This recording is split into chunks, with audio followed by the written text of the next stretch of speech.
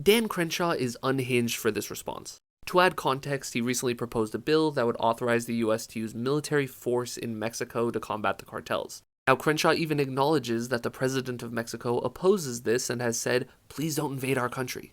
Nevertheless, he is carrying on with this idea.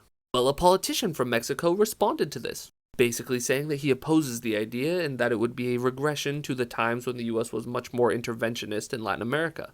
Dan Crenshaw responded with, "Did the cartel leaders write this tweet for you?" Now, to really highlight why I think that's a ridiculous response, I want to talk about Abdul Haq. Prior to the US invasion, Haq was considered by many to be one of the leading figures in anti-Taliban opposition in Afghanistan. Despite that, he opposed the US bombing campaign. His logic was, in my opinion, pretty straightforward. If an outside force comes in and causes an enormous amount of civilian casualties, that could undermine efforts from within to overthrow the Taliban. Nobody can doubt Haq's anti-Taliban bona fides. He was tragically eventually killed by the Taliban.